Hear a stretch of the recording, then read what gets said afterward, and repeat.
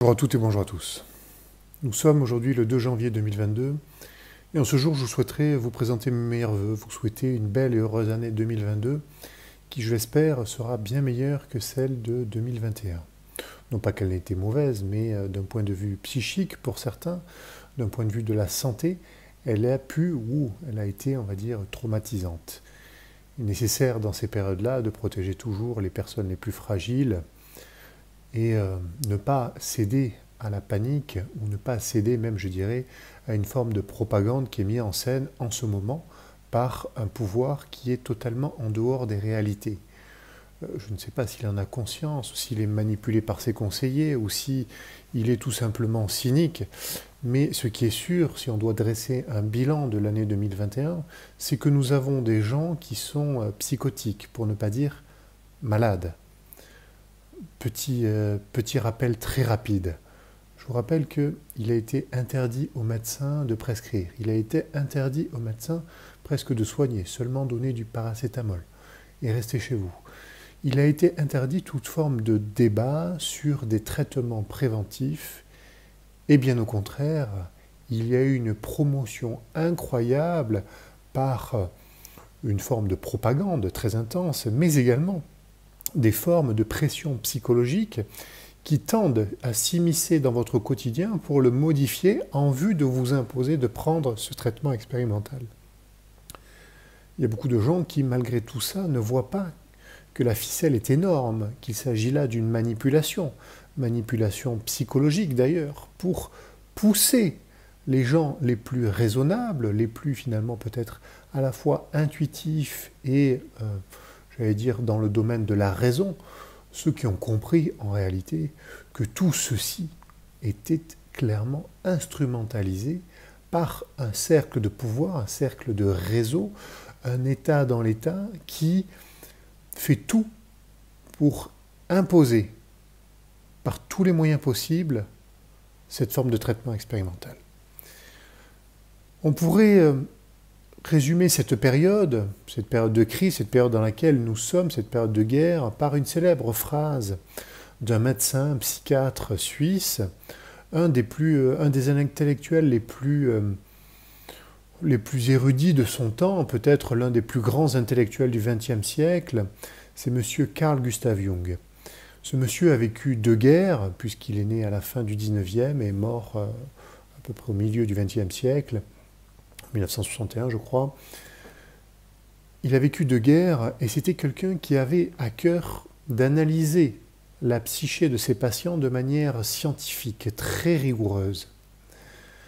Il a écrit énormément d'ouvrages sur le sujet.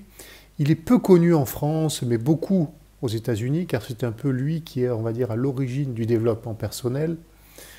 D'ailleurs, si vous voulez lire une de ses biographies, ou peut-être pas forcément une biographie, si vous voulez lire son œuvre, elle peut être un peu technique pour certains, mais pour rentrer en matière finalement et commencer à comprendre le personnage, je vous inviterai à lire le dernier livre du philosophe essayiste Frédéric Lenoir, Jung vers la connaissance de soi, qui vulgarise très bien finalement qui est ce personnage et finalement ce qu'il a apporté à la psychanalyse, ce qu'il a apporté à la compréhension de ce qui anime les individus. Or, il a dit une phrase très importante qui résume exactement la période que nous vivons à l'heure actuelle. Cette phrase, c'est celle-ci. Deux points, ouvrez les guillemets, je cite. En période normale, les fous sont dans les asiles. En période de crise, ils nous gouvernent. Vous devriez bien retenir cette phrase qui va vous permettre de le réutiliser, que ce soit dans des débats chez vous, auprès de vos proches, auprès de vos amis, et qui va vous permettre simplement de dire que ceux qui vous accusent de complotisme, parfois de délirance, c'est ce qu'a dit le ministre de la Santé quand il a qualifié certaines personnes qui sont réfractaires à la prise de ce traitement. Il a dit qu'ils étaient parfois dans une forme de délire. Il faut que vous compreniez que le délire, en réalité, le délire psychotique, c'est eux qui sont dans ce délire psychotique. Et qu'il ne faut absolument rien lâcher. C'était pour le bilan rapide. voudrais simplement, pour cette nouvelle année, vous présenter, donc, comme je vous ai dit, mes meilleurs vœux, et je voudrais qu'on participe ensemble, finalement, à un autre modèle de société qui n'a rien à voir avec celui avec lequel ils essaient de nous enfermer, c'est-à-dire un modèle de société de contrôle technologique où, finalement, la technologie devient inclusive dans l'humain et presque participerait à une forme de fusion avec l'humain. Non, il faut participer à une autre forme de société qui est beaucoup plus juste, beaucoup plus finalement équilibrée. Une forme, n'ayant pas peur des mots, de décroissance, puisqu'on ne peut pas continuer à croître de manière infinie dans un monde fini. C'est une illusion psychologique maintenue par finalement des gouvernants et des systèmes économiques qu'on pourrait qualifier de pervers, puisque la seule chose qui compte pour eux, c'est uniquement la rentabilité financière et pas du tout l'humain. Il est peut-être temps finalement de basculer vers une société plus humaine, mais en même temps une société rationnelle. N'oubliez pas que le professeur Raoult a fait un tweet en cette fin d'année pour présenter ses vœux, et il a dit que la raison était de notre côté et qu'elle finira par vaincre, et qu'il sera de tous les combats. Eh bien, j'aimerais finir là-dessus. J'aimerais vous inviter à continuer le combat, à être résistant mesuré, à réfréner vos émotions, votre colère notamment. Et à la fin, je peux vous assurer que tous ensemble, nous y arriverons, nous vaincrons. Parce que, comme dit le professeur Raoult, la raison est de notre côté. Pourquoi elle est de notre côté ? Tout simplement parce que la raison a amené, avec le professeur Raoult ou avec bien d'autres, le professeur Perron, le docteur Louis Fouché ou bien d'autres, la raison nous a amené à essayer de lancer sur la place publique le débat sur les traitements précoces.